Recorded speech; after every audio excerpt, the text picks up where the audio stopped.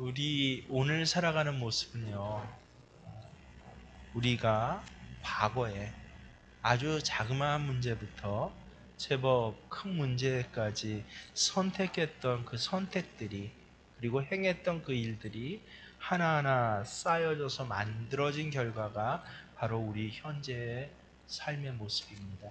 내 현재 품성, 내 인격, 내 삶의 터전, 그리고 내 주변을 이루고 있는 관계들이 사실은 오늘 형성된 게 아니라 과거에 아주 사소한 것부터 내가 결정하고 선택했던 일들, 행했던 일들이 쌓인 결과이다라고 하는 것입니다. 그렇다면 이건 별로 중요하지 않습니다. 중요한 건 무엇입니까? 내 미래도, 내가 내일 어떻게 살아갈지도 오늘 내가 행하는 그 선택들, 그리고 행하는 그 일들을 아주 사소한 것으로부터 때로는 중요한 것에 이르기까지 그것들이 쌓여져서, 그래서 내 내일이 결정된다. 내가 내일 어떻게 살아갈지, 내가 내 가정에서 남편과 아내, 부모와 자녀가 어떤 관계를 맺으며 살아갈지, 또 내 주변에 사람들, 친지들과 교우들로부터 어떻게 관계를 맺으며 살아갈지, 사람뿐만 아니라 삶의 터전의 모습은 또한 어떠할지, 진정으로 우리가 그렇게 세변 늘상 원하는, 들어가도 복을 받고 나가도 복을 받고 심지어는 떡반죽 그릇에까지 복을 받고 내 집에서 키우는 순양 새끼, 암양 새끼에까지 복을 받는 그런 복된 삶을 살지, 반대로 신명기 말씀 그대로 들어가도 나가도 저주가 돼요. 무엇을 해도 저주가 됩니다. 심지어는 내 집안에 암양과 수양 새끼에게조차도 내가 행했던 모든 일들이 다 저주가 되는 그 삶은 언제 결정된다? 오늘 내가 행하는 이 선택들이 하나의 방향성이 되고, 그 방향성은 내 기질이 되고 체질이 되고 인격이 되어서 그렇게 반드시 그렇게 결정되게 하겠다라고 하는 것을 하나님의 선언이었고 약속이었고, 그 약속 그대로 내 내일이 이루어집니다라고 여러분 그렇게 믿으실 수 있기를 바랍니다. 이런 부분에서 그 오늘 내가 한 선택의 결과가 과연 어떻게 되는지를 가장 잘 보여주는 한 사람의 이름이 오늘 성경에 나옵니다. 바로 본디오 빌라도라는 사람입니다. 이 본디오 빌라도는요, 정확히 AD 26년에서 36년까지 10년간을 이 팔레스틴, 이스라엘이 속한 팔레스틴 전체를 다스리던 로마의 총독이었습니다. 여러분, 로마 총독하면 이 우리나라 사람들이 제일 잘 알아요. 총독이 어떤 사람이고 어떤 관계에 있었는지. 왜냐하면 우리가 역사적으로 경험했기 때문에 그렇습니다. 1910년 이 한일 병탄이 되고 나서 우리나라에는 잠시 동안 완전히 일본에게 그 병합되기 이전에 이 두 왕국 체제를 유지했습니다. 하나는 고종이 왕으로 있으면서 이 나라를 다스렸습니다. 근데 또 한편에선 일본이 총독을 보내서, 그래서 이토 히로부미가 일대 총독이었죠. 총독을 보내서 이 나라를 다스렸습니다.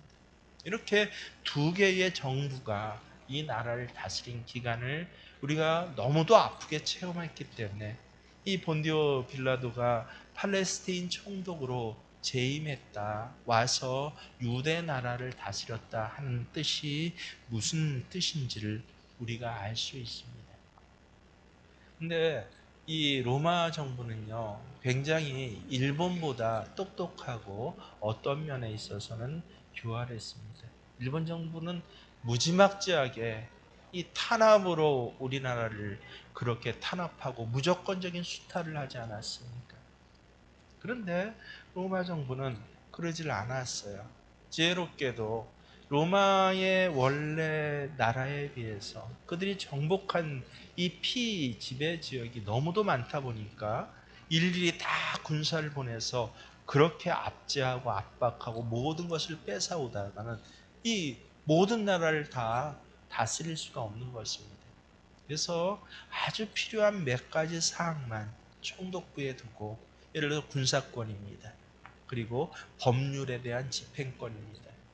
헌법에 나온 법률의 집행권과 군사권에 대해서는 총독이 이 전체 권력을 갖고, 나머지는 그때 왕으로 있었던 왕가가 있었죠. 100년간 왕가를 유지했던 헤롯 왕가에게 그렇게 그 권한을 자치권이라는 말로 넘겨주어서 일반적인 어떤 관례적인 법이나, 그리고 또 유대 나라의 풍습들, 특별히 이 유대 나라에서 가장 유대인들이 중요하게 생각하는 게 하나님 앞에 드린 예배입니다.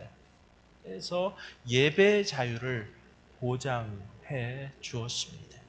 행정적으로도 실제 이 서명은 빌라도가 하지만 훨씬 더 많은 일들을 유대인들이 자치적으로 행할 수 있게 해서, 그래서 예를 들어서 세금 같은 경우도 사실은 로마는 세금의 상식적인 액수만 정해주면 유대 안에서 자치적으로 그것들을 거둘 수 있도록, 그래서 성서에도 보면 이 세리 마태가 바로 그 일을 한 사람이고, 또 여리고의 세리장이었던 삭개오의 이름도 그렇게 나오는 것입니다. 특별히 빌라도가 총독으로 유대를 이렇게 다스리던 이 기간, AD 26년에서 36년 사이는, 이것은 굉장히 특별한 기간입니다. 어떤 기간입니까? 예수님께서 공생애를 시작하시고 첫 교회가 생기고 이 땅에 처음으로 성령의 그 은혜가 내려지는 그런 아주 특별한 기간이에요. 그래서 유대 나라와 또 유대 나라와 관계에서 근무했다라고 하는 것 때문에 이 복받은 그런 로마인들이 굉장히 많습니다. 예를 들어서 이 예수님 앞에 직접 로마의 백부장이 내 하인 좀 고쳐주세요 할 때 예수님 뭐라고 하십니까? 내가 이만한 믿음을 본 적이 없다라고 크게 직접 칭찬받은 그런 백부장도 나오고, 사도행전에 보면 이 고넬료라는 백부장은 베드로를 갖다가 초대해서 온 가족이 그렇게 구원받고 세례받고 로마 가정으로는 처음으로 크리스찬 가정이 되어서 그렇게 하나님 앞에 특별히 은혜를 받는 그런 로마인 백부장도 있었다라고 하는 것을 우리는 알아야 할 것입니다. 그래서 이 본디오 빌라도가 있었던 이 특별한 기간, 사실은 그는 어쩌면 굉장히 은혜 받을 수 있는 그런 기간들을, 실제 호흡하는 공생애를 살아가시는 예수님과 한 시대에 한 공간에서, 그리고 실제 얼굴도 보고 대화도 했던 그런 사람이 바로 빌라도였습니다. 그런데 빌라도 그런 복을 다른 로마 군인들처럼 받았을까요? 오늘은 그 현장이 오늘 성경에 기록되고 있습니다. 이른바 이미 이 사실은 또 유대에 복잡해요. 유대 나라는 명목상으로는 헤롯 정부가 왕실로 인해서 다스리고 있지만 일본 천황하고 비슷해요. 실질적으로 유대 나라를 다스리고 그 행정적인 모든 일, 종교적이고 관례적인 모든 일들, 뭐 한 지역에서 이 사람 잘못했다 잘했다 하고 판단하는 그런 것들, 뭐 매를 치고 뭐 칭찬하고 상조하는 것들은 헤롯 정부가 또 하는 것도 아니라 누가 했어요? 제사장이 중심이 된 산헤들이라는, 오늘날 우리로 얘기하면 국회입니다. 뭐 71명에서 72명으로 이루어진 그 산헤들인 공의회에서 그 일들을 행하고 있습니다. 근데 한마디로 이 제사장 중심의 이 대개 사두개인들과 그리고 사두개인들이 포함되었던, 제사장과 사두개인이 포함되었던 선해들이네, 이 예수님을 죽이고자 작정을 한 것이에요. 눈의 가시였습니다.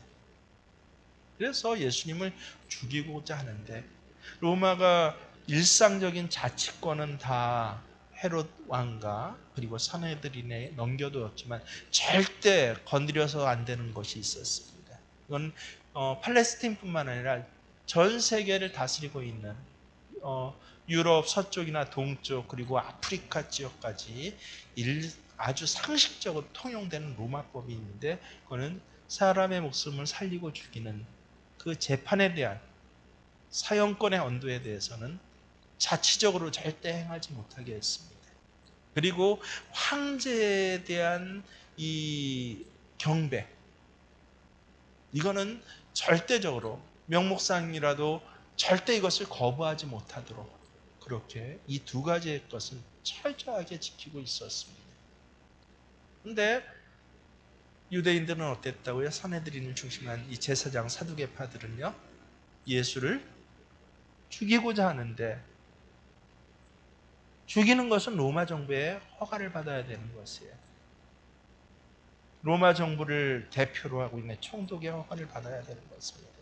그래서 예수님 십자가 지기 전에 이리저리, 우리는 뭐 빌라도 앞에서 재판받은 걸로 생각하지만 아니요, 이리저리 새벽부터 끌려다니는데, 가야바의 법정, 가야바가 당시 제사장이거든요. 제사장의 뜰에 가서 온갖 매질을 당하시고 수모를 다 당하세요. 침뱉음을 당하시고 조롱을 당하시고. 그래서 예수 죽여야겠다라고 완전히 거기서 이 여론을 조성한 다음에, 그래 누구한테 보내요? 빌라도한테 보내는 거예요. 그랬더니 빌라도는 또 이게 2절에 보면 빌라도에게 보냈더라. 7절에 보면 빌라도는 또 예수를 누구에게 보냈다고요? 헤롯에게 보냅니다. 예수님 문제는 죽일 건에 대한 문제가 아니야. 이 사형시킬 만한 문제, 로마법엔 절대 위배되지 않아. 그래서 이건 너희들이 알아서 해서 헤롯에게 7절에 보면 보내요. 그랬더니 헤롯은 또 어떻게 해요? 또 예수님에 대해서 이것저것 호기심 삼아 알아보더니 다시 어디로 보냅니까? 빌라도에게 또 다시 보내는 거예요. 내가 결정할 게 아니다. 내가 결정. 사형에 대해서 이 사람을 죽여야겠는데 죽이는 것 대해서는 빌라도 로마 총독 당신이 결정해야죠 라고 해서 새벽부터 동이 트기 이전부터 이리저리 끌려다니시면서 매 맞으시고 침뱉음 당하시고 고초를 당하시는 그런 모습을 우리는 성경을 가만히 보면 볼 수가 있는 것이에요. 그래서 결과적으로는 다시 빌라도 앞에 옵니다. 그래서 이 사람을 어떻게 하랴?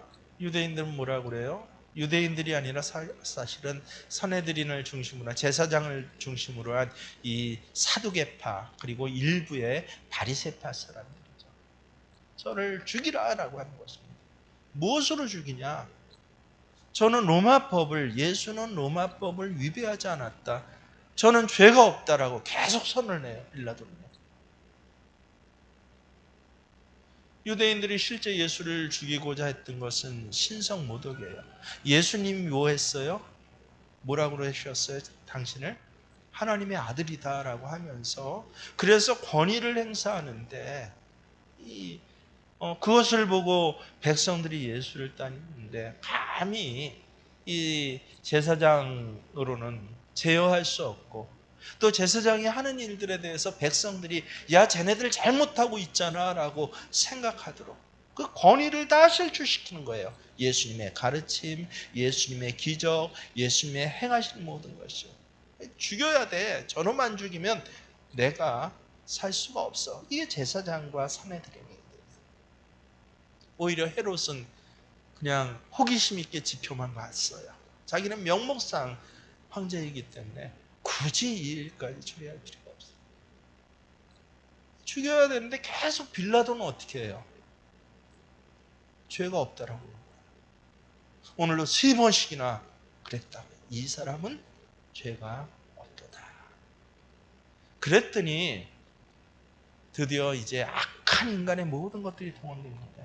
뭐가 나와요? 거짓죄를 이야기를 하기 시작합니다. 로마법의 사형죄에 해당하는 거짓죄를 예수가 졌다는 거죠. 그 첫 번째가 뭐예요? 이 사람이 가이사에게 세금을 내지 말라라고 백성들을 선동하고 있습니다 라고 해서, 그래서 반역죄를 지었다는 거예요. 로마 황제의 법률, 가장 기본적인 세무법을 이 지역 유대 백성들을 선동해서 저가 조장했으니 저를 사형시키라라고 하는 것입니다. 그래도 이 빌라도는 굉장히 노련한 정치가였습니다. 이것이 무고라는 것을 그 현장에서 간파를 해요. 달고 다른 사람이 빌라도입니다. 그래서 최종적으로 거기에 대해서도 판결을 합니다. 로마법에 의하면 아니, 이 사람은 죄가 없어. 가이사에게 세금 바치라고 한 적이 없다. 바치지 말라고 한 적이 없다. 그랬더니 또 악한 꾀를 만들어서 다시 한번 이 거짓 죄를 만들어내는 게 뭐예요? 아니다. 이 사람은 뭐라고 그랬어요? 자기를 예수님이 유대인의 왕이라고 그래서, 그래서 왕이 되어서 로마의 황제에게 그렇게 반역을 일으키고자 하는 이 반역죄를 조성하고 있다라고 그렇게 이야기를 합니다.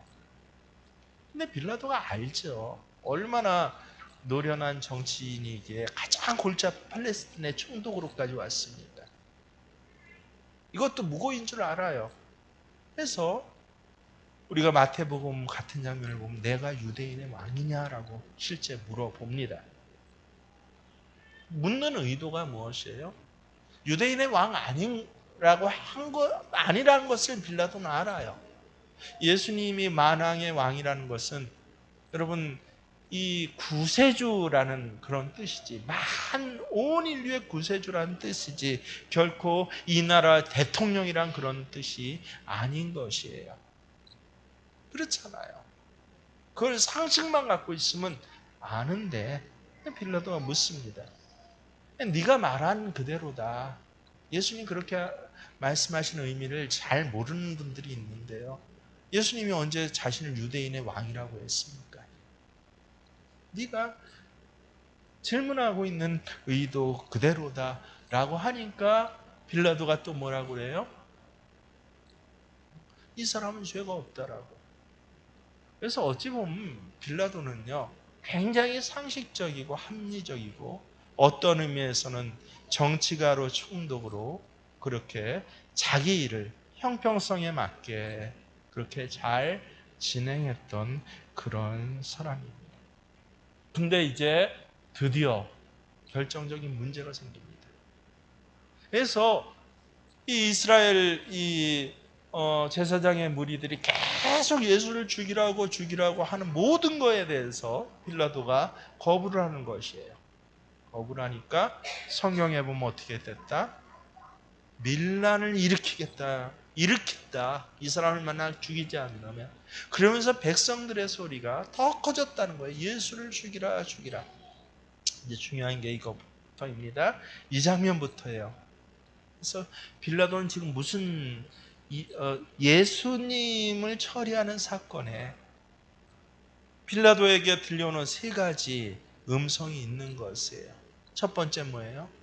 이른바 이 재판 현장에 있던 다수의 매수가 되기도 하고 다수 선동이 된 그런 유대인들이 예수를 절대 죽여라 죽여라 하는 그런 아주 큰 강요된 외침. 총독의 제일 권한이 무엇입니까? 내가 다스린 지역에서 다른 건 몰라요. 적어도 소동과 난이 일어나지 않게 하는 것.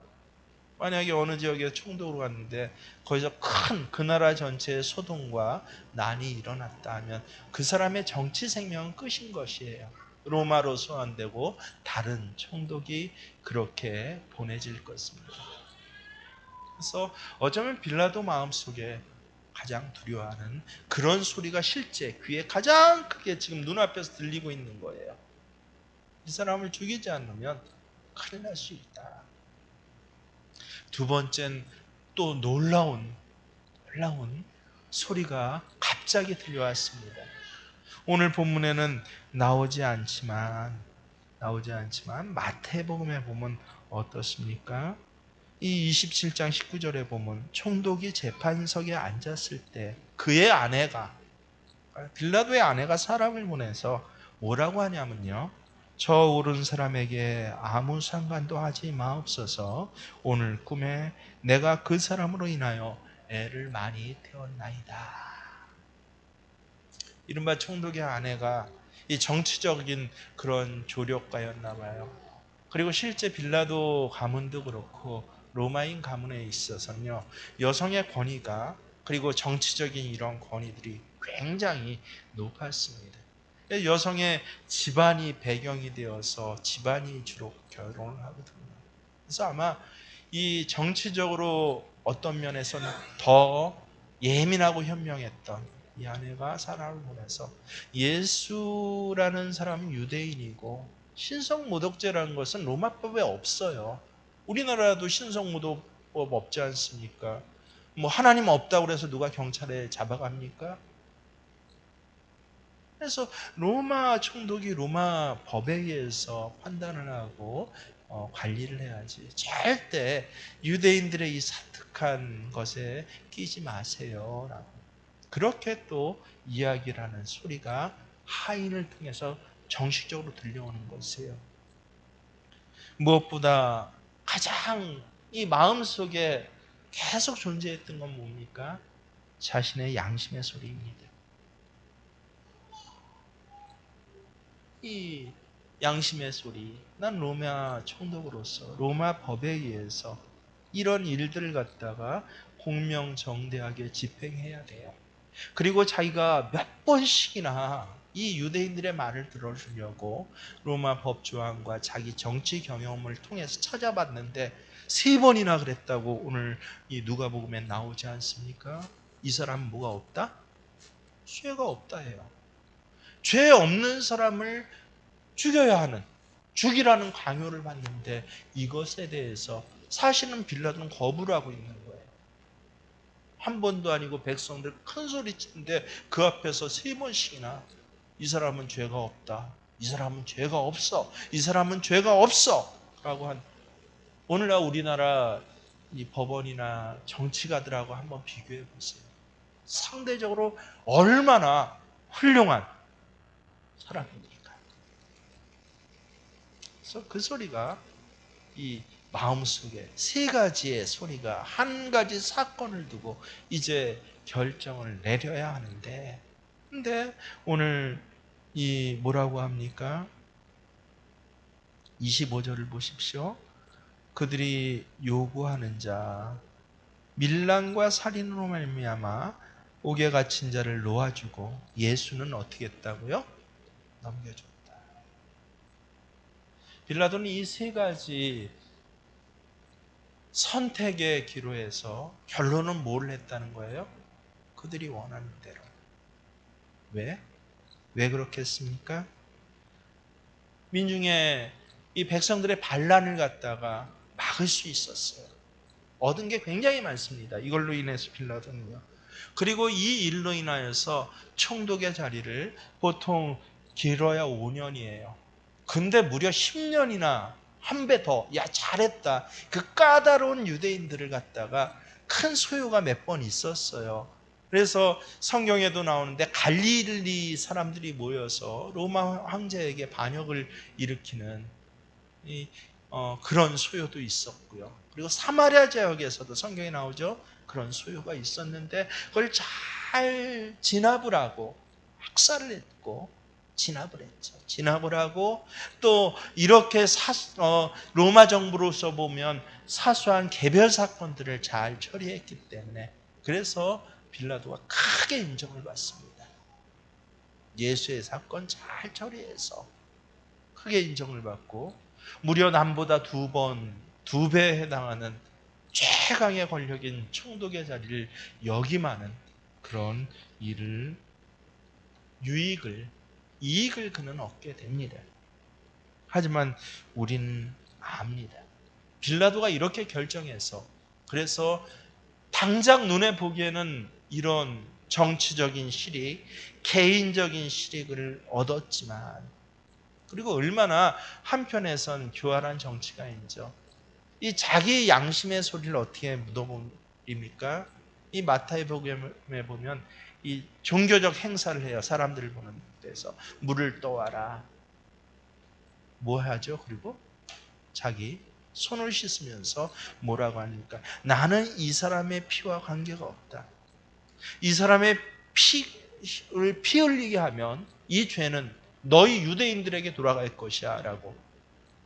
얼마나 이 빌라도라는 사람이 교활하고 간교한지, 한껏 자신의 양심은 지키는 듯한 의식을 행하면서도 결론적으로 뭘 했습니까?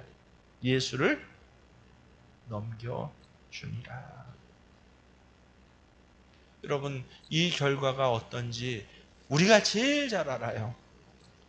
지금 오늘 주일이죠. 온 세상에서 우리나라에만 해도 5만 교회에서 7만 교회인데 5만 교회로 줄었다고 하죠. 한 2, 3, 4년 사이에 5만 교회에서 예배드릴 때마다 누구 이름을 외쳐요? 빌라도요. 본디오 빌라도에게 고난을 받으사. 가장 저주스러운 이름이 됐습니다.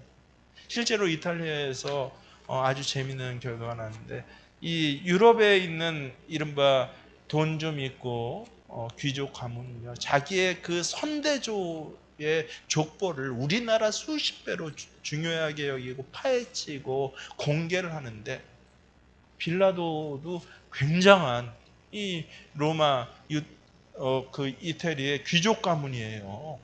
귀족 가문인데 놀랍게도 그 집안의 족보에 빌라도의 이름이 사라졌대. 빼버린 거예요. 너무 부끄러워서 후손들이.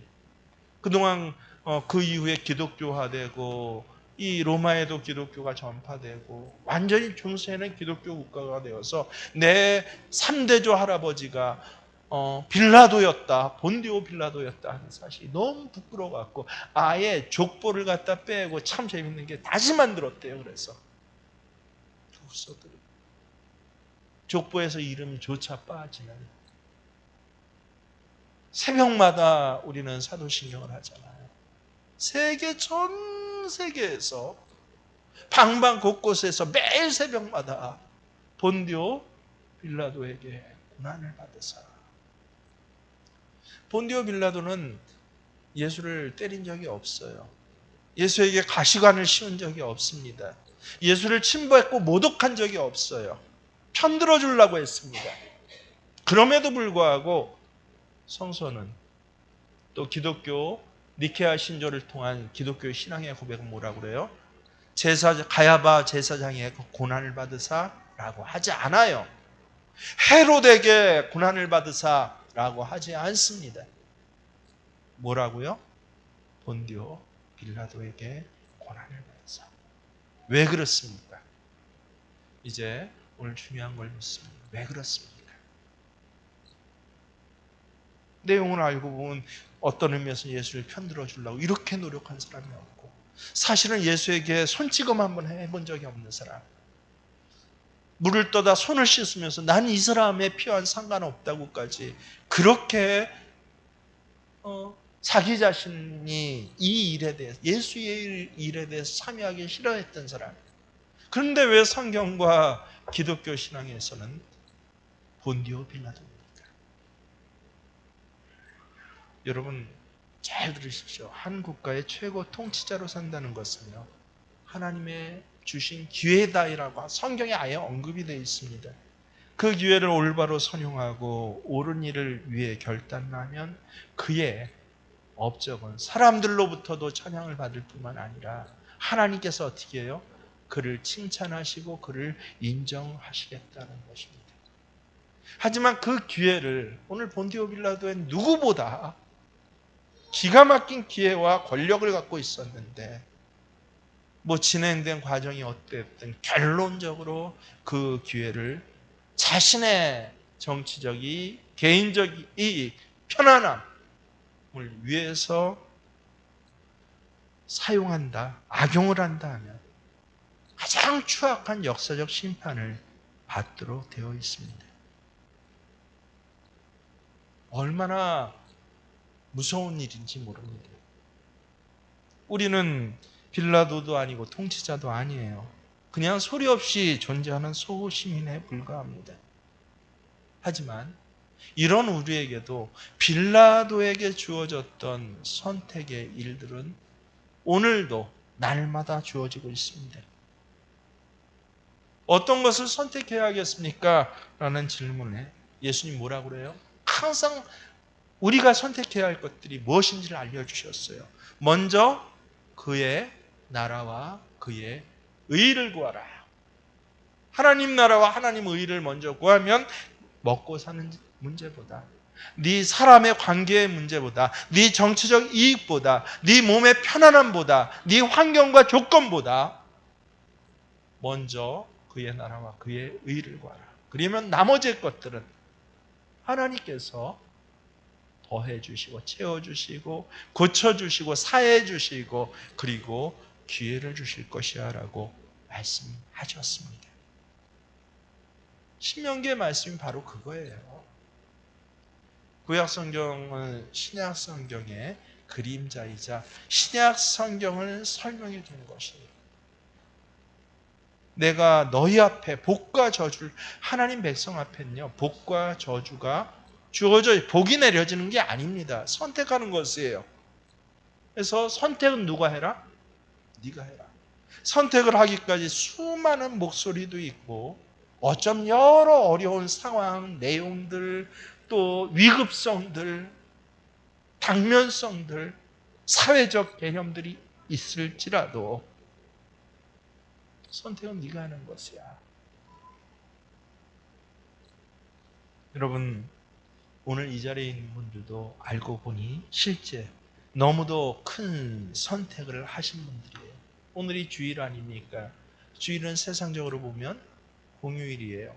더구나 3월 1일 연휴가 낀 황금 공휴일 아닙니까? 여러 가지 목소리와 환경 그리고 문제거리 앞에서 우리는 무엇을 선택한 것이에요? 그럼에도 불구하고 예배의 자리를 선택하시면 됩니다. 물질적으로 여러 문제, 환경, 조건, 목소리가 막 들려요. 그럼에도 불구하고 오늘 봉헌하신 분들은 뭐예요? 하나님 앞에 먼저 주의 것들을 구하는, 주의 의를 구하는, 먼저 정직한 것을 하나님 앞에 드리고 나머지는 하나님께서 더해 주십니다라는 그런 신앙적 선택을 하신 분들 아닙니까? 이렇게 일상적인 선택이 결국은 체질이 돼요. 체질이 뭐가 됩니까? 내 내일의 운명이 되고 실제가 됩니다.